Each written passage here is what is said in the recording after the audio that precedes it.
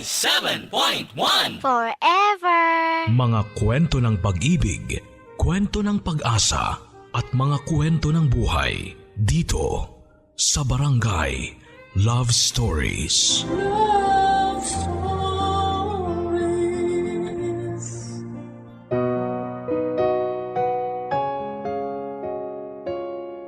Iba't iba ang klase ng pag-ibig. Iba't iba ang mga nagiging simula at katapusan nito. Madidinig natin ngayon ang isang kwento na hindi na bago subalit bibihira nang nangyayari sa kasalukuyan. Kadalasan daw na nangyayari ito sa mga pamilyang may kaya papadudot.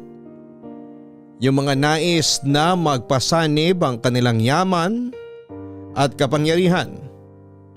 Pero minsan, kahit hindi naman mayaman ay nangyayari din ang pagkakasundo dahil sa matagal ng magkaibigan ang dalawang pamilya at nais nilang magtuloy-tuloy pa ang pagiging isa ng bawat pamilya. Subalit ano nga ba ang mga nagiging saloobin ng mga taong pinagkakasundo? Marahil madali lang ang pagsasanib kung ang mga ipinagkakasundo ay sumusunod din sa kanilang magulang. Pero paano kung ang mga anak ay may sariling gusto? Masalimuot ang usapang ito. Pero ang mapapakinggan natin ay isa lamang sa mga kwento ng pagkakasundo. Alamin natin kung naging maayos ba o hindi ang kalalabasan ng buhay ng mga ipinagkasundo.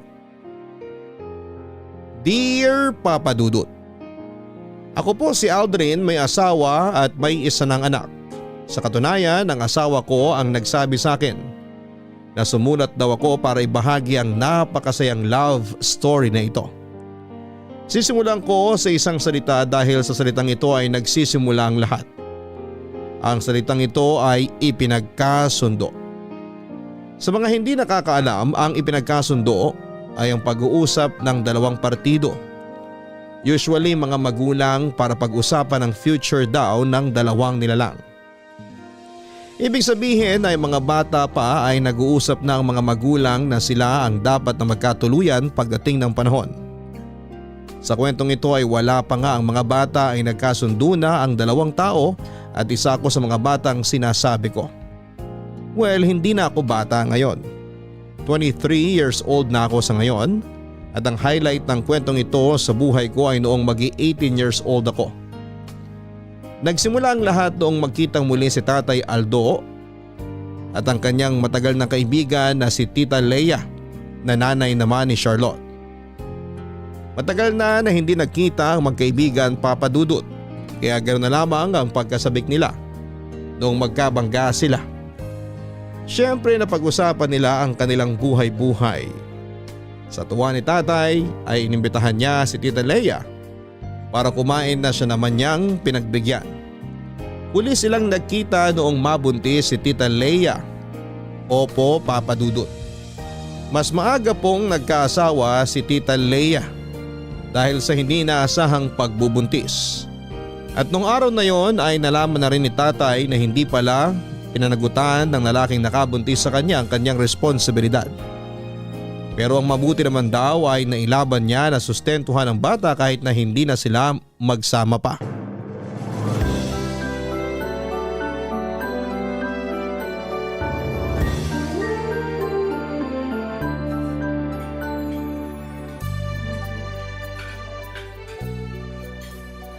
Kumusta ka ngayon? Kumusta ang anak mo? Mabuti naman kami. Yung anak ko 2 years na lang gagraduate na. Nagbunga na ang mga sakripisyo ko. Ikinalulungkot ko ang mga nangyari sa'yo. Naku, hayaan mo na nga yun. Ilang taon na ang nakalipas. Sobrang nakamove on na ako. Lumumpas pa nga ako sa pag-move on eh. Ang laki na ng pinagbago mo ah. Nagjo-joke ka na ngayon. Dati-dati pag nagpapatawa ako, iniirapan mo ako imbis na tumawa eh. Ano ba? Dati pa yun. Sa dami ba naman ang pinagdaanan ko? Kung hindi ako matututong tumawa, baka bumigay na ako. So ngayon, alam mo na ang pakiramdam ko nung binabara mo mga joke ko. Pasensya ka na. Bata pa kasi tayo noon. Hindi ko alam na nakaka-offend pala ako. Alam mo bang ilang taon kong dinala yun? Sorry talaga. Bakit ka nagsusorry? Ha? Kasi nga na-offend kita. Hindi ko akalain na dadalhin mo ng matagal yun. Sorry talaga. Anong sinasabi mo? Ang sinasabi ko, ang tagal kong dala yung joke na yon. Ikaw talaga! Grabe ka naman makatawa. Hindi ko pa nga nasasabi yung joke eh. Ay, sorry. Baka ma-offend ka na naman, ha? Natawa lang ako dun sa antagal mong dinala yung joke. Ano nga ba yung joke na yun? Akala ko hindi mo tatanungin eh. Oh, eto na. Ano ang mas malayo? Tagaytay o buwan? Tagaytay, kasi ang buwan, nakikita ko ang Tagaytay kailangan ko pang bumiyahe. Bakit mo sinagot? Ano ka ba? Alam na alam ko na yung joke na yan. Paulit-ulit mo kayang joke yan. Bakit mo pa pina-joke sa akin? Hindi ko naman pina-joke, tinanong ko lang para maalala ko. Nakakainis ka naman eh. Joke lang, at least successful ako kasi nainis kita. Joke lang uli. Alam mo, ikaw naman ang pag-usapan natin. Naikwento ko na ang nangyari sa akin. Ikaw naman. Kumusta ang buhay mo? Sino bang napangasawa mo? Si Mildred, yung sa kabilang section nung high school tayo. Ay, yung tahimik? Naging kayo pala. Ilan na ang anak nyo? Isa lang, lalaki. Aldrin ang pangalan niya. Bakit isa lang? Medyo may na-develop na heart enlargement si Mildred nung nagbuntis. Kaya sinabi ng doktor na delikado na daw kung magbubuntis siya uli. Pero ayos lang. Masaya naman kami kahit 3 lang kami. Buti pa kayo. Ay, sorry. Naging insensitive ba ako? Hindi, binibiro lang uli kita. Masaya naman kami ng anak ko kahit wala yung pangit na tatay niya. Makapagtapos lang ng kolehiyo si Charlotte kahit hindi ko na makita uli pagmumukha nun. Ayan, nasira tuloy araw mo. Huwag na nga natin pag-usapan yun. Ang pag-usapan natin ay ang mga anak nating sina Aldrin at Charlotte. Teka, yung iniisip mo ba? Tulad ng iniisip ko?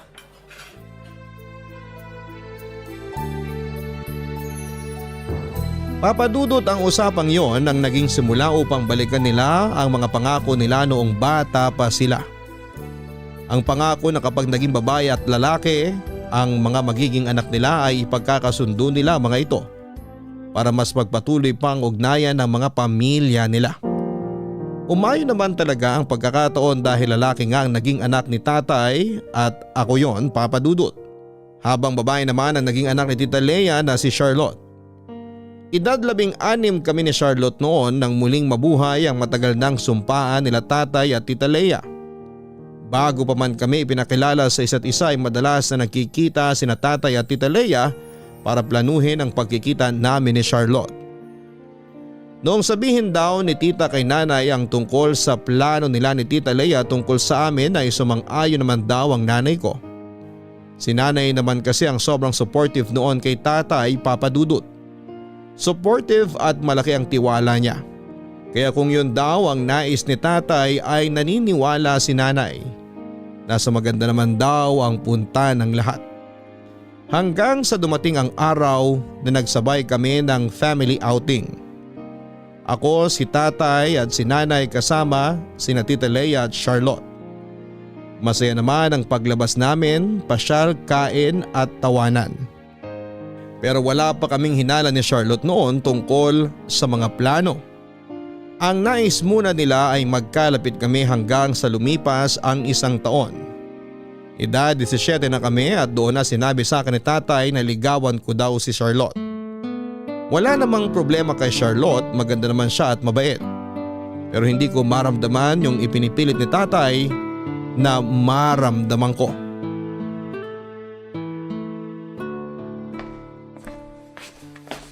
Anak, may gagawin ka ba? Wala naman po tay. Tapos na po ako sa mga assignment ko, bakit po? Pwede ba tayong mag-usap? Tay, parang may iba po sa tono nyo ngayon. Anong may iba sa tono ko? Hindi naman ako kumakanta. Tay naman ang ibig ko pong sabihin parang ang seryoso nyo ngayon. Seryoso po ba pag-uusapan natin? Ganun na nga. La, nakakakaba naman yan tay. Huwag kang kabahan. Kasi maganda naman tong sasabihin ko. Antayin lang natin ang nanay mo. Gusto kong marinig niya ang sasabihin ko. Nasaan po si nanay? Nasa kwarto, palabas na yun.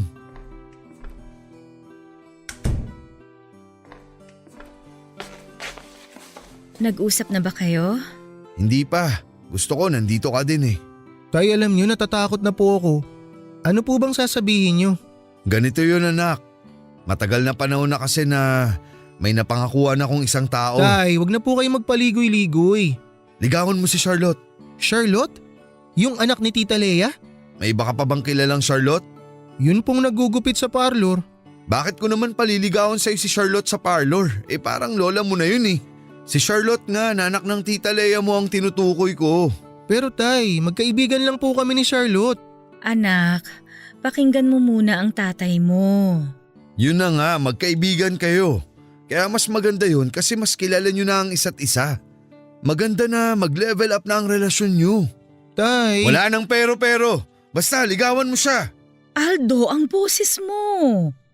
Ay, Mag-usap kayo ng mahinahon. pasensya na, nabigla lang ako. Narinig mo naman ang sinabi ko, di ba? Ay…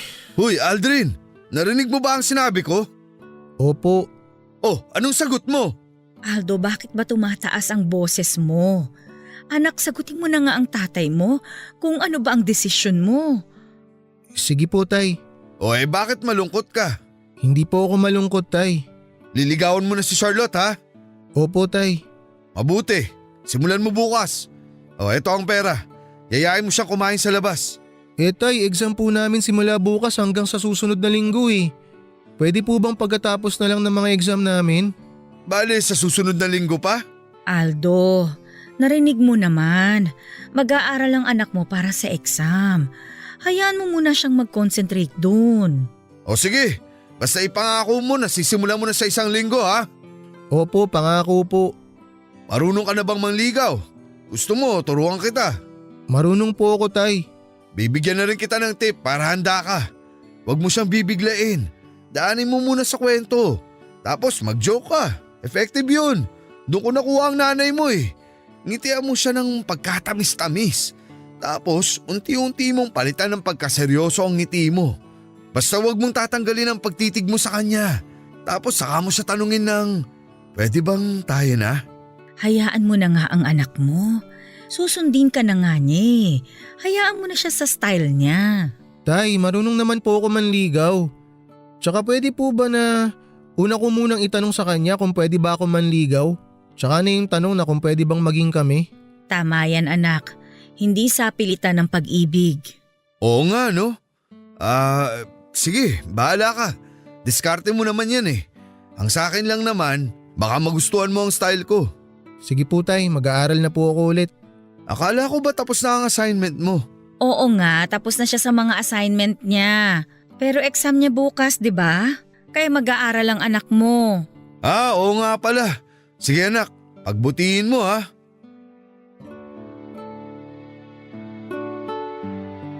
Papadudot bagamat iba ang nasa isip ko kesa sa kagustuhan ni tatay ay hindi naman ako naging swael. Mahal ko si tatay kaya sinusubukan ko din naman ang gusto niya. Matapos ang exams ay sinubukan ko ng magparamdam kay Charlotte. Pero wala po akong sinasabi. Gusto ko lang maramdaman niya na iba na ang pagtrato ko sa kanya. Para siya na mismo ang magtanong kung bakit parang nag-iiba ko. Saka ko siya dederetsahing tanungin kung pwede ba siyang ligawan. Kung hindi siya papayag ay wala na akong magagawa basta ginawa ko ang pangako ko. At kung papayag naman siya ay saka ko nasisimula ng totoong panliligaw. Nung unang tanungin ko siya kung pwede nga siyang ligawan ay natawa ito ng sobra. Sinabi kong hindi ako nagbibiro at sinabi naman niya na alam daw niya yon. Kasi wala pa ay sinabihan na din siya ni Tita Lea na sagutin ako kung sakaling manligaw ako sa kanya. Pero diretsyong tao din itong si Charlotte at sinabing hindi niya daw makita ang sarili niya na ako ang kasama sa hinaharap. Dahil lang tingin daw niya sa akin ay parang nakababatang kapatid bilang mas matanda nga ng ilang buwan si Charlotte. Dahil doon ay inamin ko din na kinakailangan ko lang gawin yon para mapagbigyan ng kagustuhan ni tatay. Inamin ko na parang kapatid at best friend din ang tingin ko sa kanya. Pero nakagapos kami dahil ayaw naming sumama ang loob ng mga magulang namin. Hindi naman daw kami magpapakasal dahil napakabata pa namin. Ang gusto lamang nila ay maging kami para mas makilala pa namin ng malalim ang isa't isa. Kaya masakit man sa loob namin, ay kailangan naming magpanggap hindi para lokohin sila kundi para hindi sumama ang loob nila. Bagamat hindi kami sobrang sweet sa harap nila ay ipinaparamdam naman namin sa kanila na malapit na kami sa isa't isa. Saka na namin sasabihin ang totoo kapag alam namin na tama na ang panahon. Gaya nga ng sinabi ni tatay na hindi naman ako manliligaw para magpakasal kami upang para lamang magkakilala kami. Kaya 1 taon din naming pinangatawanan na malapit na kami sa relasyon namin. Yung makita lang nila kami na sobrang close ay okay na sa kanila at naniniwala sila na lalalim ang nararamdaman namin kapag nakilala pa namin ang bawat isa. 1 taong pagpapanggap at paghahanda para masabi namin na hindi kami compatible sa isa't isa. Na mas masaya kami bilang matalik na magkaibigan. Pinaplano na namin noon kung paano sasabihin sa kanila ang totoong nararamdaman namin sa isa't isa, Papa Dudut. Kaya makalipas ang 1 pang taon ay handa na sana kaming sabihin ang totoo na hindi kami kailanman naging magkasintahan. Napag-usapan namin ni Charlotte na isasagawa namin ito sa araw ng pagdalaw namin nila tatay at nanay sa bahay nila. Nang may masamang balita ang dumating.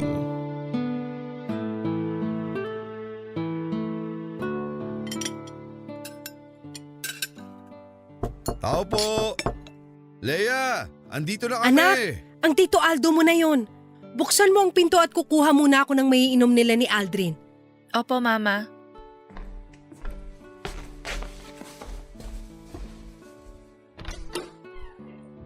Tuloy po kayo. Charlotte, eto si Aldrin oh. Hi, Aldrin. Hi Charlotte. Nasaan ang mama mo? Eto ako! Kumuha lang muna ako ng maiinom nyo at paluto pa lang yung pagkain. Maupo muna kayo. Nasaan si Mildred? Hindi na siya sumama. Masakit daw ang ulo eh. Sana pala ipinag-ibang araw na natin ang pagdalaw nyo. Wala siyang kasama doon. Nandun naman ang pinsan ko. Yan din ang sinabi ko kanina na tatawagan na lang kita para ipagpaliban ang pagpunta namin. Pero ang sabi niya kasi, tsak na nakapagluto ka na. Kaya tumuloy na daw kami. Ganun ba? Alam ko na. Uwian mo na lang siya ng niluto ko. Sige, salamat. Sigurado magugustuhan niyang niluto mo. O Charlotte, bakit ang tahimik mo? Aba, entertainin mo si Aldrin. Ma, wala akong hinandang dance number. Nakakatawa yun ah. Pareho tayong bumanat ng joke. Sakto talaga na ikaw ang magiging manugang ko. Huy, nasa manugang ka kaagad dyan. Magtatapos pa sila ng pag-aaral. Sa ngayon tama na muna na sila. Di ba anak? Po? Opo. Ano bang niluto mo? Nagluto ako ng adobo. Yung kaldereta naman paluto na rin. Sandali maghahain na kami ni Charlotte para makakain na muna tayo. Ay, tayo na lang maghain, Leia. Hayaan na lang natin ang mga bata dito para makapag-usap. Oo nga. Sige, tara na. Maiwan na muna namin kayong dalawa dito, ha? Opo, Ma. Sure ka ba na ngayon na natin sasabihin ang totoo? Oo, 1 taon na din ang nakalipas. Nagigilty na din ako na parang niloloko na natin sila eh. Ako nga din eh.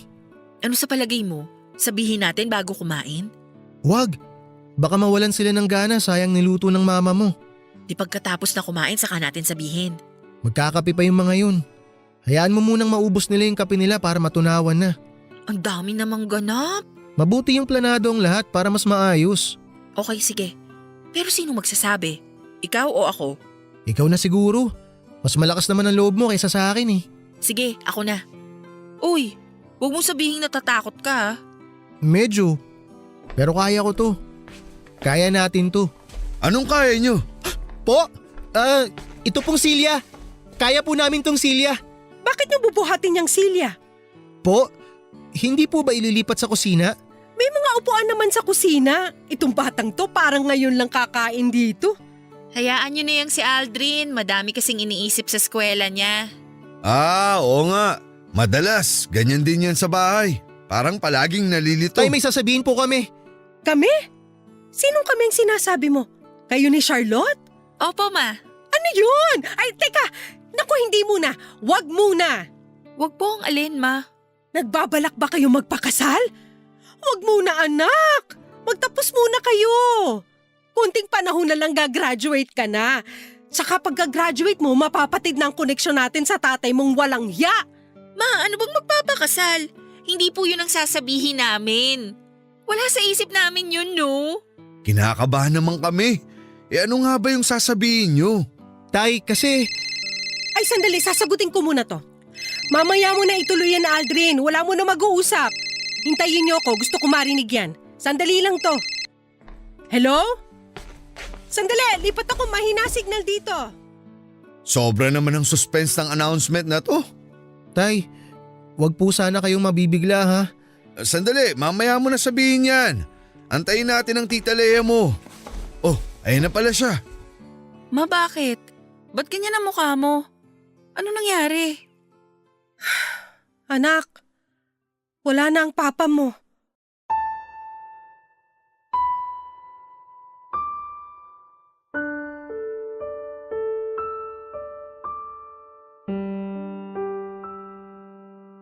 Parang kami lang ni tatay ang nagulat sa balitang yon, Papa Dudut.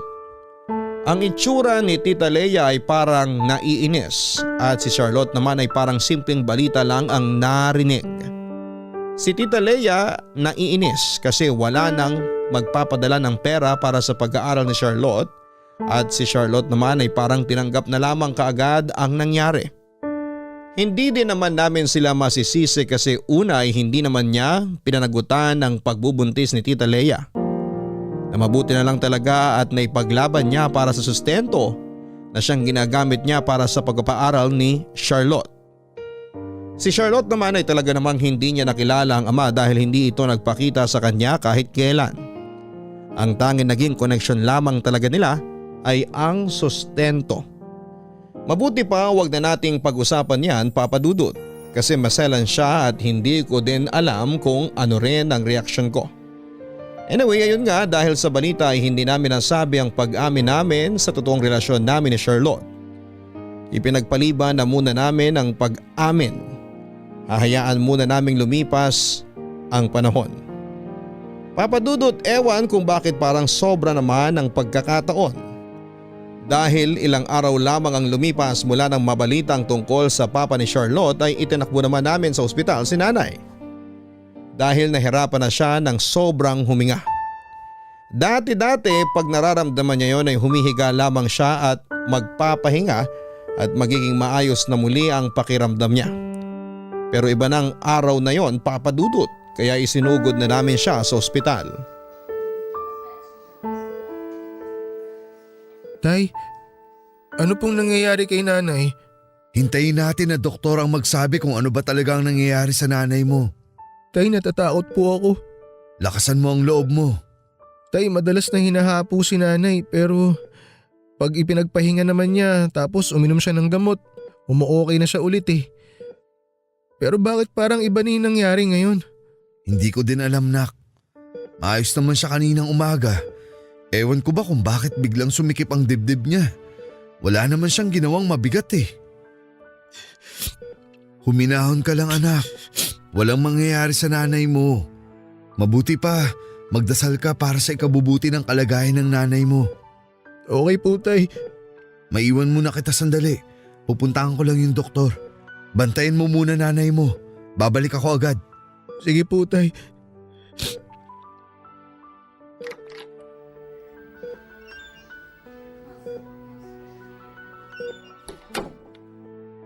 Nay, magpagaling ka ha. Magpalakas ka. Pinapangako ko po na susundin ko na po lahat ng gusto niyo ni tatay. Mahal na mahal po kita, Nay.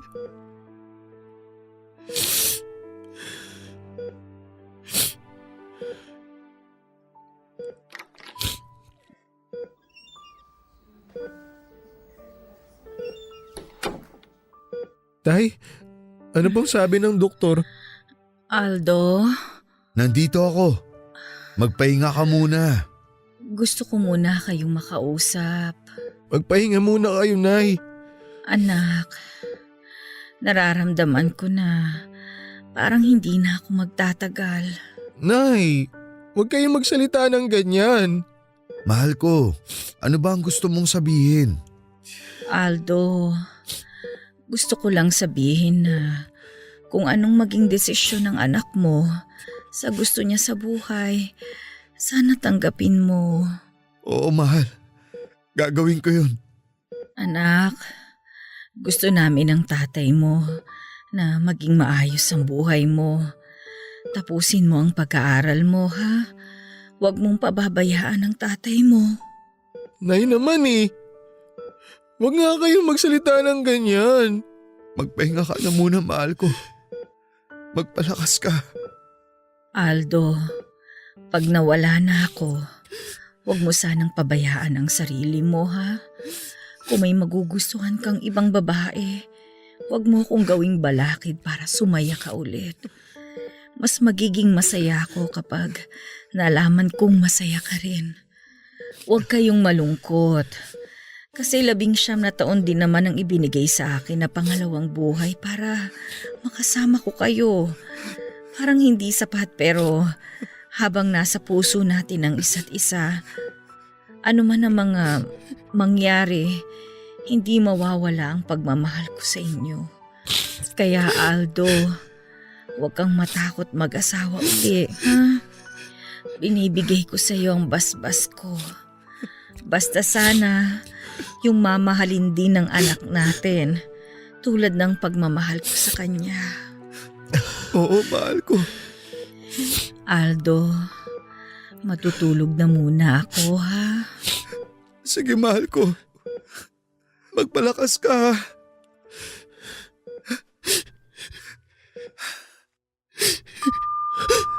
Doktor! Tay! Doktor! Ano pong nangyayari? Tulong! Kapit lang, mahal! Nay! Kapit lang! Nay, gumising ka, Nay! Nay, please! Gumising ka, Nay! Nay! Nay! Tay, ano pong nangyayari, Tay? Nay, please! Please, gumising ka, Nay!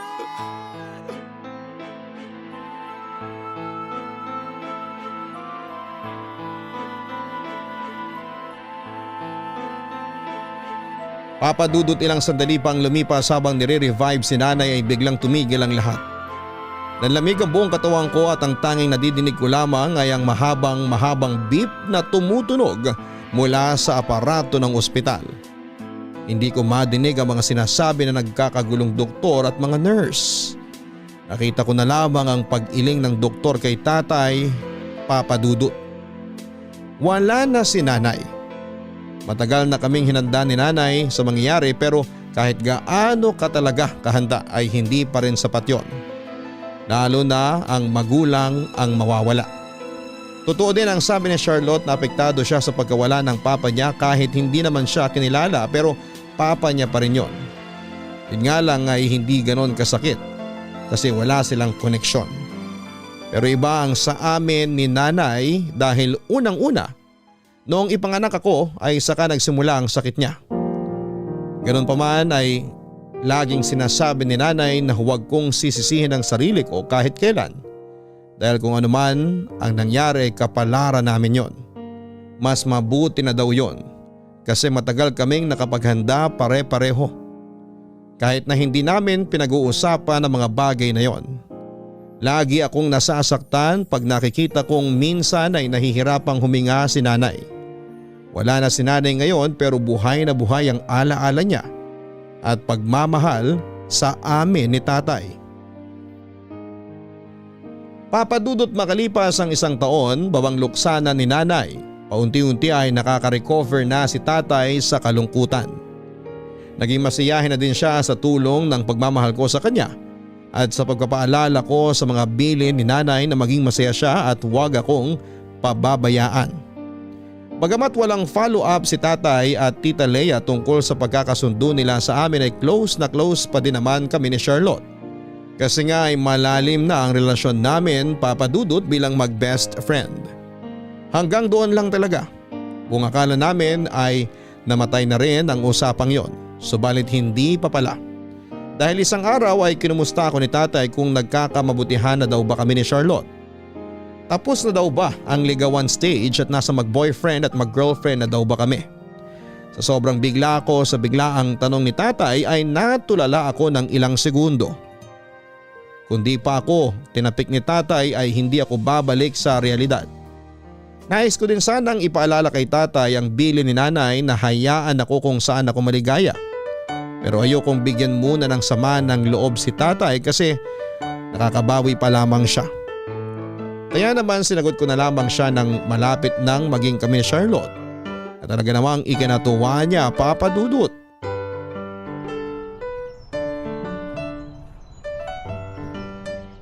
Aldrin! Akala ko hindi ka na darating eh. Naubos ko na yung dinala kong chichirya kakahintay sa'yo. Pasensya na. Alam mo naman, graduating kaya ang daming deadlines. Okay lang naman kaso naubos ko na nga yung baon ko na dapat kakainin natin habang nagpaplano.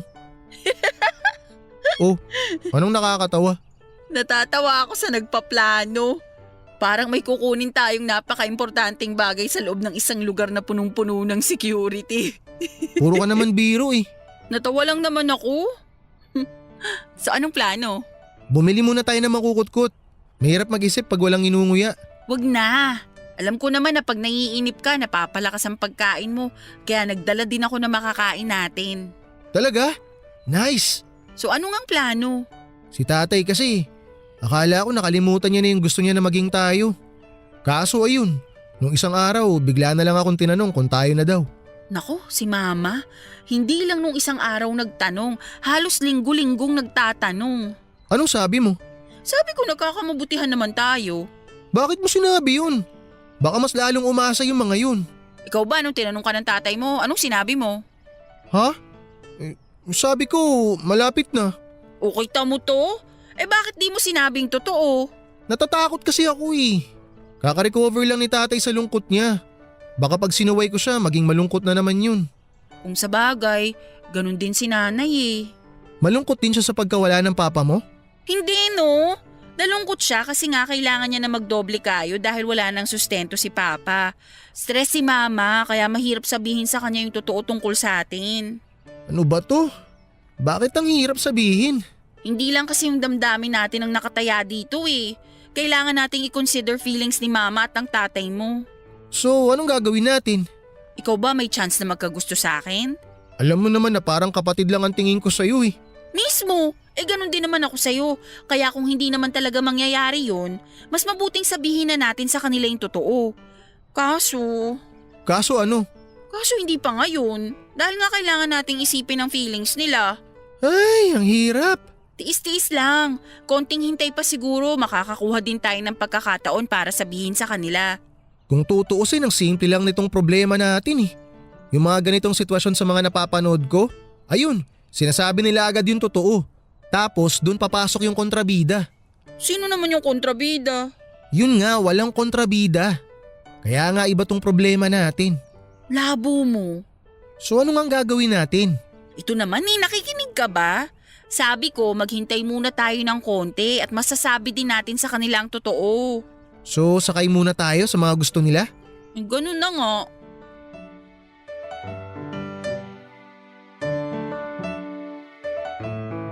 Ganun na nga ang nangyari, Papa Dudut. Ewan kung anong may tatawag sa ginagawa namin. Pero ayaw naming isipin na niloloko namin ang mga magulang namin. Iniisip namin na kailangan lang muna naming magpanggap para may handa sila sa pag-amin namin. Nakakatawa yung iba na nahihirapang humanap ng pagkakataon para aminin na may relasyon sila. Kami ni Charlotte ay nahihirapang humanap ng pagkakataon para sabihing wala kaming relasyon. Papa Dudut, isang plano nila tatay at tita Leia ang talaga namang nagbigay sa amin ng ideya kung paano ba nila malalaman na hindi kami para sa isa't isa ni Charlotte. Kinausap ako ni tatay na magkita daw kami sa isang restaurant sa Makati. Nagulat ako kasi hindi basta ang restaurant na yon.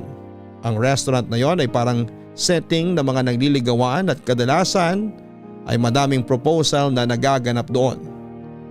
Pero hindi ko na lamang inisip yon. Inisip ko na lamang na baka gusto ni tatay na kumain kami doon para maalala namin si nanay. Pero nang dumating ako doon ay nagulat ako na nandun din si Charlotte.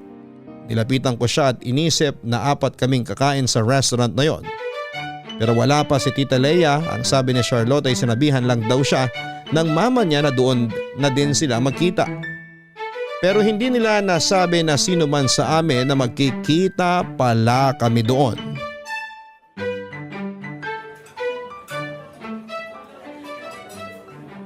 Bale, 4 tayong kakain dito? Di ko alam. Akala ko nga kami lang ni mama ang kakain eh. Bakit kaya di nila binanggit na magkikita pala tayo? Ewan. Teka, baka naman coincidence lang. Baka ibang table kayo? Siguro, dito ako hinatid ng receptionist eh. Ito raw yung table namin. So kung table nyo rin to, ibig sabihin, table nating 4 to. Sino yan? Si tatay. Uy, anong sabi? Ay, eto pakinggan mo ah. Anak, may pinasok akong pera sa ATM card mo. Tumatanggap ng debit payment dyan. Ikaw na magbayad ng kakainin nyo. Ito na po yung order Nag-advance niya. order na rin ang Tita Leia mo dyan. Kakain na lang kayo ni Charlotte. Pagkatapos nyong kumain, mag-propose ka na ha. Para engaged na Enjoy kayo. po. Thank you. 21 ka na. Kaya siguro naman, tamang panahon na.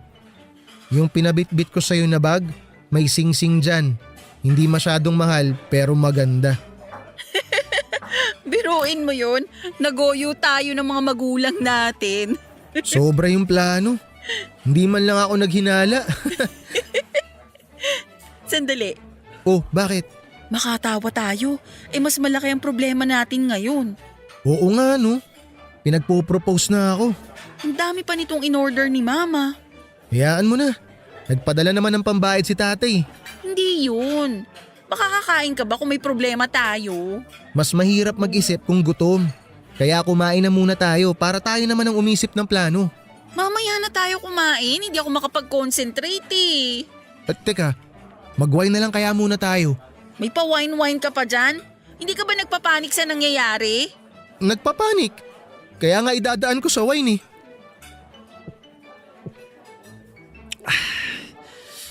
Okay. So anong plano?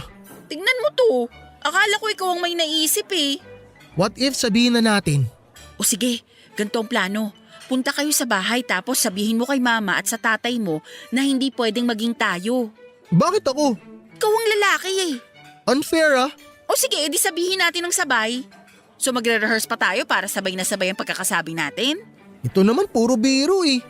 Isip na lang tayo ng iba. Natakot ka no?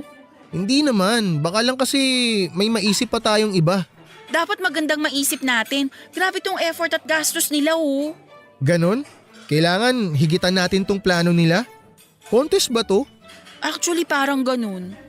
Teka, sinsabi mo nga sobra yung effort nila. Bakit hindi natin gamitin ang kasabihang fight fire with fire? Bayolente mo naman. Ang ibig kong sabihin, kung ano man yung itinanim, dapat yun din ang bunga. Anong ibig mong sabihin? Akong bahala.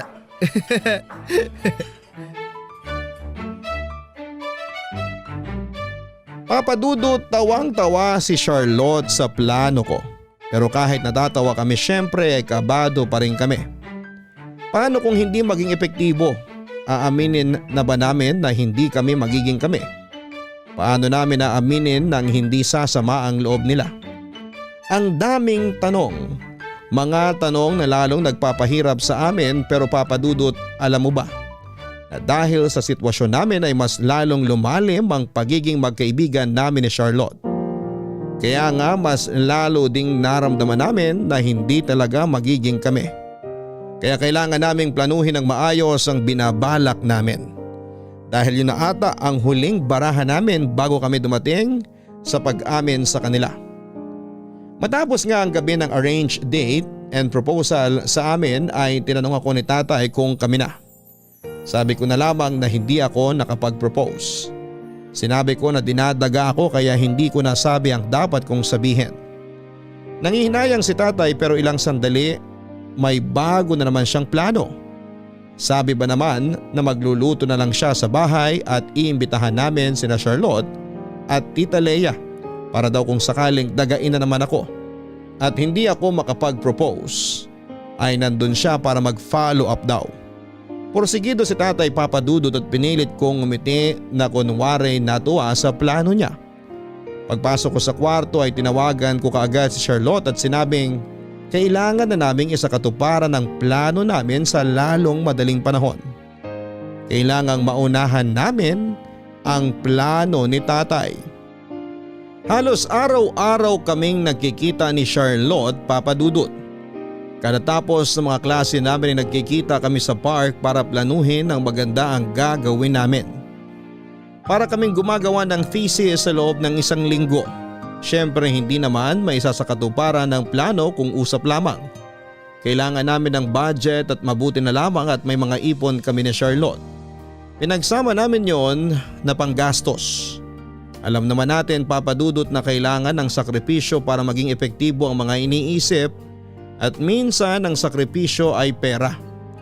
Inisip na lang namin na parang treat na lang namin yon sa mga magulang namin.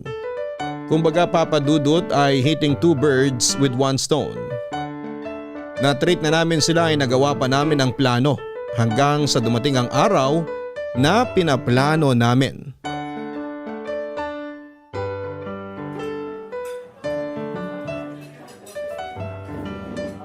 Leia, Oh, Aldo! Bakit ka nandito? magkikita kami ng anak. Teka, magkikita din ba kayo ni Charlotte dito? Oo, ititreat niya raw ako. Diyan ba ang table nyo? Oo, dito daw yung reservation ni Charlotte. Dito na lang kayo. Parating na rin si Aldrin. Mabuti pa nga. Sandali, pupunta lang ako sa reception. Ipapakancel ko na tong mesa namin. Ako na, maupo ka na dito. Balik ako agad. Okay, sige. Salamat.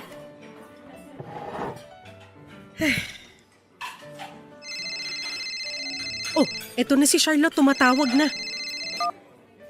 Anak, nandito na ako.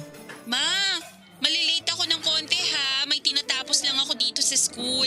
Okay lang anak, sige hintayin na lang kita. Andito din ang tito Aldo mo. Sakto magkikita din sila dito ni Aldrin.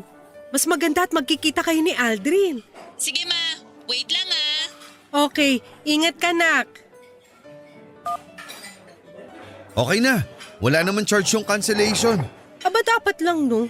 Ilan lang naman yung reserve tables eh. So wala silang nahindian. Si Charlotte, nasa na? May tinatapos lang daw. Malilate lang sandali.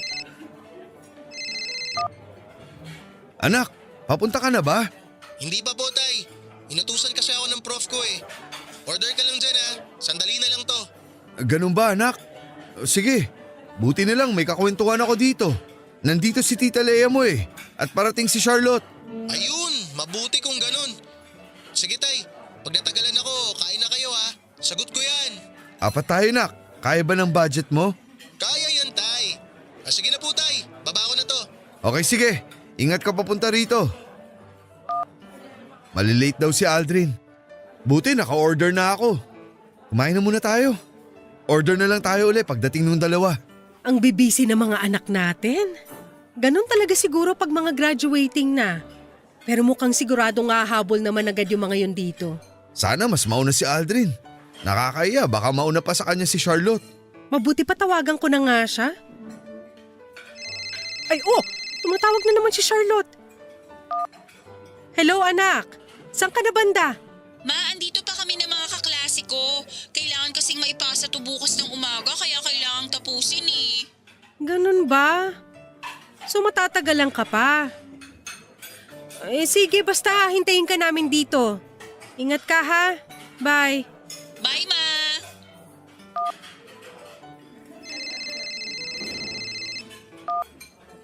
Anak, bilisan mo. Habang wala pa si Charlotte. Tay, sabit pa ako eh. Baka mga 30 minutes pa ako dito. Kain na kaya kayo? O-order na lang ako pagdating ko. Ganun na nga ang mangyayari. Order na lang uli. Kumakain na kami ng Tita Leia mo. Sabay na lang kayo ni Charlotte pagdating nyo. Sige, Tay. Bye! Papunta na ba si Aldrin? Mga 30 minutes pa raw siya eh. Kaya sige lang, ituloy mo na ang pagkain. Sabay na lang sila ni Charlotte kumain mamaya. Ang dami naman itong in-order mo. Darating pa naman yung dalawa eh. Magdagdag na lang din sila mamaya kung ano pang gusto nila. Tapos yung sobra, take out na lang. Kung sa bagay, Kumusta na kaya ang mga anak natin? si Charlotte okay naman. Tulad ng nabanggit ko kanina, graduating na kaya busy sa eskwela. Ibig kong sabihin, nasa na kaya ang relasyon nila? Pag tinatanong ko si Charlotte, sinasabi naman niya lagi na okay silang dalawa. Ganon din ang sinasabi ni Aldrin. At least nakumpirma ko na okay na ang relasyon nila. Nakakatawa, no? Ang alin? Itong mga pagkain? Alam mo, iyan ka na naman sa mga joke mo. Kasi naman, ano bang nakakatawa? Ang sitwasyon natin. Dati tayo. Ngayon ang mga anak naman natin. Oo nga no, tayo ang unang ipinagkasundo.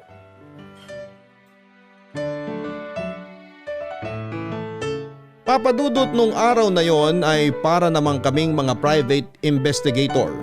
Dahil nandun kami para tingnan kung nagiging epektibo ba ang plano namin. Maya't maya ang tawag namin para hindi sila makahalata na plano talaga namin na magkausap sila ng matagal. Nag-disguise pa kami ni Charlotte para hindi nila kami makilala. Tawag kami ng tawag sa kanila hanggang sa huling tawag namin na hindi na kami makakarating at gaya ng ginawa ni tatay ay pinadala ko din sa ATM card niya ang pambayad nila sa mga kakainin nila.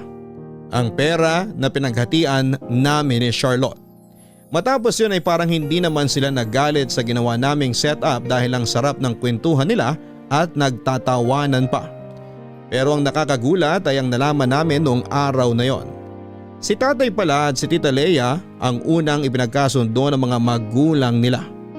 Hindi lang sila nagkatuluyan dahil sa nangyari kay Tita Lea nang madisgrasya siya ng tatay ni Charlotte. Kaya ang napagkasunduan ay sa amin nila ipinasa para matuloy lang ang naudlot na pagkakasundo.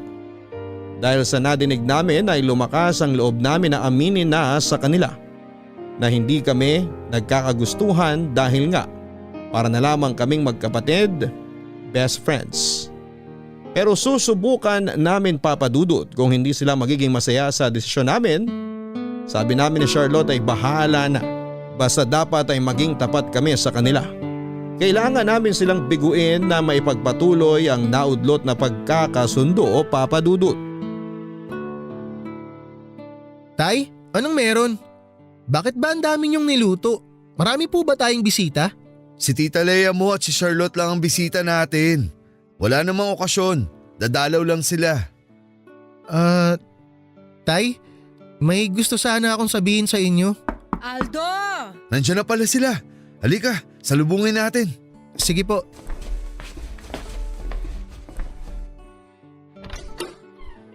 Aldo, Aldrin, eto may dala kaming leche flan. Ginawa namin kagabi ni Charlotte. Masarap yan. Kayong mag-isa lang ang gumawa niyan. Nanood lang ako. Ganon din yun. Sinuportahan mo pa rin ako. Akin na, maghahain na rin ako. Maupo muna kayo. Tutulungan na kita. Anak, sandali tutulungan ko lang ang Tito Aldo mo ha. Mag-usap muna kayo dyan ni Aldrin. Okay po, ma. Patay tayo. Bakit? Nalaman ba nila na sinetap natin sila? Hindi ako sigurado pero wala namang nabanggit si tatay sa akin tungkol dun. Si mama din naman. Hindi nga namin napag-usapan yung gabing yun eh. Teka, ang labo mo. Hindi naman pala tayo kukumprontahin tungkol dun. Anong sinasabi mong patay tayo? May kutob ako na ngayon ipipilit ni tatay at ni Tita Lea na mag-propose na ako sa'yo. Oo nga.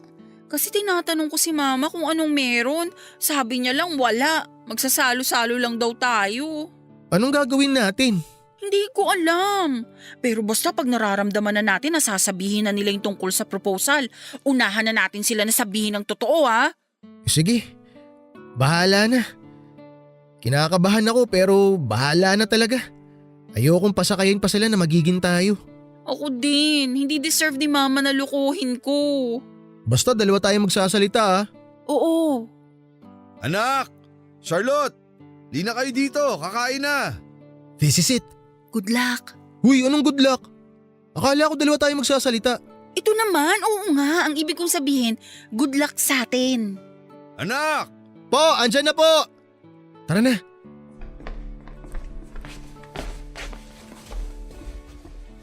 Oh, maupo na kayo. O anak, umupo na raw kayo. Opo, ma.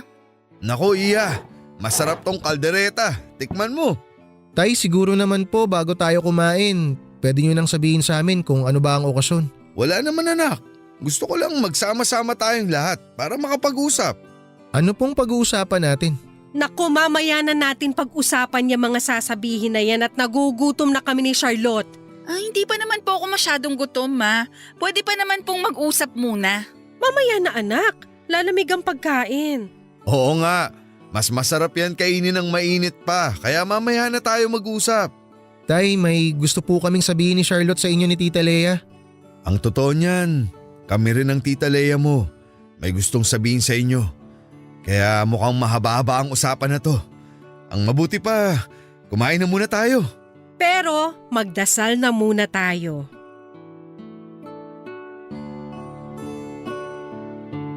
Pagkasabing magdasal, Papa Dudut, ay tumahimik na lamang kami ni Charlotte.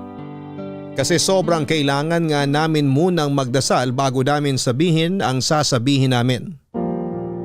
Napakatahimik ng tanghalian noon, Papa Dudut.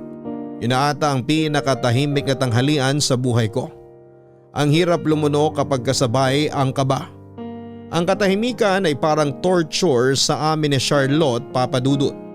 Kasi hindi namin alam kung ano nga ba ang susunod. Magagalit ba sila sa amin pero hindi naman siguro nila kami itatakwil. Ang daming tumatakbo sa isip ko pero kailangang mamayani ang tatag. Hanggang sa huling subo namin ay binasag na ni tatay ang katahimikan. Akala namin ay uunahin niya ang sasabihin niya pero biglang kami ang tinanong. Ano daw muna ang sasabihin namin? Napatingin ako kay Charlotte. Si Charlotte naman ay pinandilatan ako na parang sinasabi na ako. Ikaw na ang magsabi. Pinandilatan ko din siya na parang sinasabi naman na akala ko ay dalawa tayo. Nagdidilatan kami, Papa Dudut. Mata-mata lang ang usapan ang biglang napasigaw si tatay ng huy. Kaya ayon, bigla at walang puknat kong nadiretsong sabihin na hindi kami magiging magkarelasyon bilang boyfriend at girlfriend. Hanggang best friend lamang kami. Para lang kaming magkapatid. Muli ay katahimikan, pumikit ako at handa na sa kung anuman ang sasabihin ni tatay. Natapos ang araw na yon ang mapayapa naman, Papa Dudut. Kasal na kami ngayon ni Charlotte. Pero hindi sa isa't isa kundi sa mga sarili naming karelasyon. Noong araw na yon, Papa Dudut, ay gusto lamang palang malaman ni tatay kung may relasyon na raw ba kami o kung may nararamdaman daw ba kami sa isa't isa. Na alam naman natin kung ano ang isinagot namin. Kung ano man ang naging outcome ng lahat ay masaya naman si tatay at ganon din naman si Tita Lea. Dahil sa wakas ay natuloy din ang orihinal na pinagkasundo.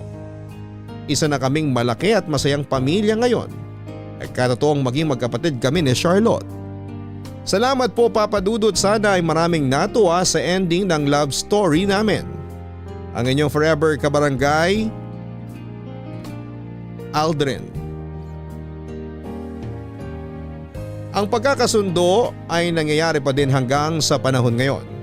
Kasama na sa kultura ang bagay na yan. Marami din namang pinagkasundo ang naging masaya at nagpatuloy na maging masaya. Subalit kung sakaling ikaw ang pinagkasundo at alam mong hindi naman sa maganda at masayang future ang pupuntahan, ay dapat maging matapang din tayo para aminin ang totoong nararamdaman natin nang sa ganon ay hindi magiging nasa huli ang pagsisisi. Hanggang sa muli mga kapuso, ako po ang inyong si Papa Dudut sa mga kwento ng pag-ibig, buhay at pag-asa sa Barangay Love Stories number 1. Mga kwento ng pag-ibig, kwento ng pag-asa at mga kwento ng buhay dito sa Barangay Love Stories. Love Stories. Forever. Nagustuhan ng iyong napakinggan? Ituloy yan via live stream sa www.gmanetwork.com/radio. Kabarangay, i-share mo ang iyong barangay love stories. Sabay-sabay nating pakinggan ang iyong kwento ng pag-ibig, buhay at pag-asa. Ipadala lang sa barangaylovestories@yahoo.com.